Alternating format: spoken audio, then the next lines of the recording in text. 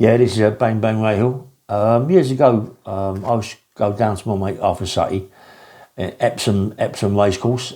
He lived opposite Epsom Racecourse on by the golf club there. And yeah, the right is a nice guy. Always wheeling and dealing.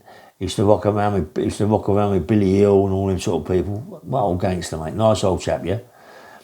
And I was going in there quite a lot, yeah. And this particular day, I went down to Epsom Village, popped into a pub in there, and had a little drink and sitting down and something to eat. And I met this sort of like serious girl at the counter, a light skinned girl, really nice girl, yeah. Tracy her name was. And just having a little chat, and all of a sudden I said, "Do you want a drink?" And I bought her a drink, sat down. I said, "You eating?" She said, "No." I said, "You want something to eat?" So she said, "Oh, okay." I bought her a bit of dinner and got to know her really, really well. And in the car outside, I said, "Look, can I drop you off?" She said, "Yeah." I took her where she lives, dropped her off. I said, "Look, do you fancy going out one night?" She said, "Yeah." I said, "What?" She said, "Look, meet me, Saturday, Sunday, Monday, Tuesday, Wednesday, whenever you want to meet me." I said, "I'll meet you Friday night. Yeah, meet you in Epsom, and we go from there." Yeah? Met her in a pub, had a little drink with her, and she took me to a club, nice little club in Epsom, and having a little drink in there, a little dance, and it's just nice by myself. And all of a sudden, a couple of guys come over. I said, "Mate," he said, "Do sort of favour, it's my mate's bird, yeah." So I said, "I'm sorry, mate, I didn't know, you know what I mean? She hadn't really, really told me nothing." She's saying, "Look, I'm not in with him no more, me and him are split up." You know how it is. Guys see with their mate's ex-bird and don't like it, and don't know who I am. But I'm a big lump. I mean, I'm about, 19, half 20 stone, and I ain't getting leery. There's no leery listening about it. It just says, "Listen, mate, that's my mate's ex-bird. And or girlfriend or whatever it is." I said, "Listen, I didn't really know, mate. She didn't tell me. She told me she was no one, and I apologise, you know what I mean?" So she's saying, "Don't apologise, mate. I'm not with him no more." So I said, "Rather than the aggravation," I said, "rather than all this aggro, just leave it, yeah?" She said, No, don't go. Stay there." Women cause them murders, mate. So I said, "Look, come on, let's just get out of here. Let's go somewhere else, yeah?" She went, "Okay." We went to the thing, got our coats, and went out to the car. As we're going out to the car, there's a couple of three guys walking down the road towards me, yeah?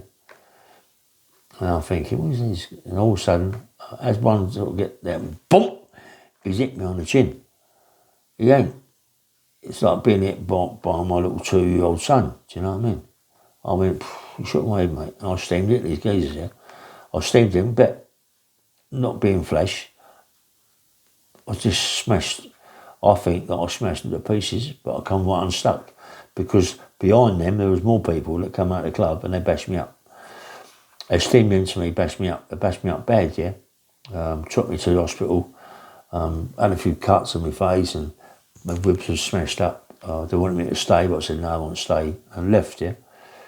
Left with this girl, and I said, "Look," I said, "come back to my place in Kingston." Went back to my place in Kingston. She stayed there for 2 days. I wasn't with my ex, Danny. She'd gone. So I'm talking to the girl. I said, "Listen, these guys that bashed me up, they get in that club regular." She said, "They're always there, Ray.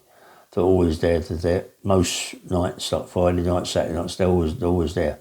They're always in the club, yeah. Flash people." I said, "That was all right." I said, "Well, she said, "Dave, it's not once a month, them, it's my ex.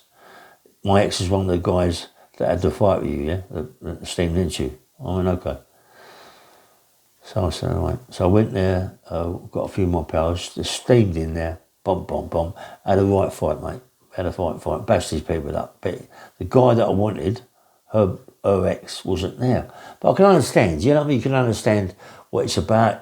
Your ex, you walk in the club, and, it wasn't he didn't walk in there, but their mates walk in the club, see me with his bird or ex-bird, don't like it, don't know who I am,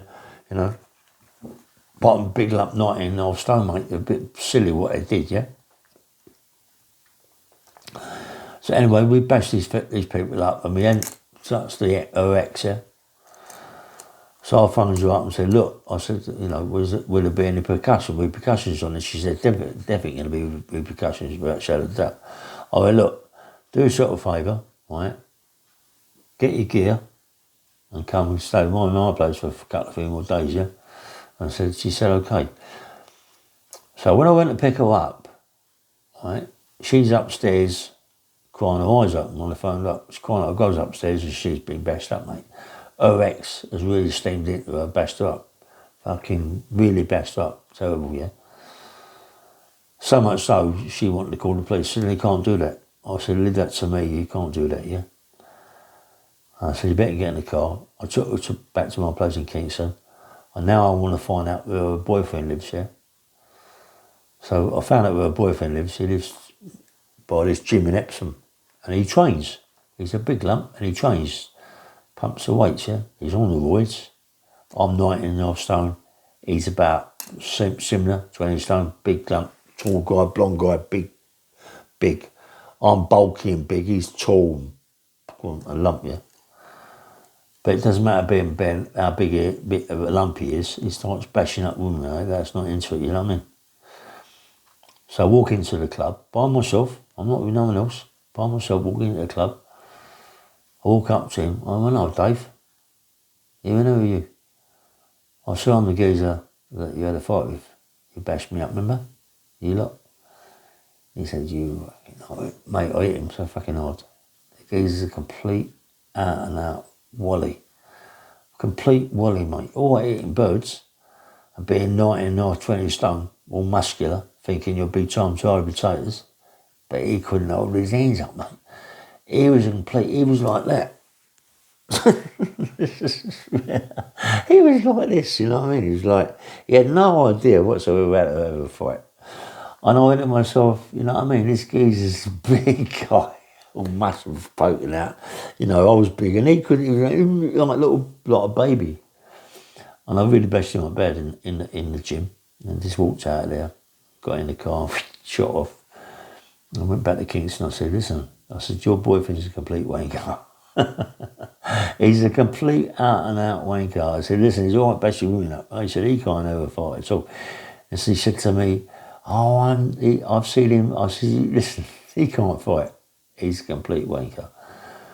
And she started crying. And she went back to the kids. Oh, mate. And she went back to the guy.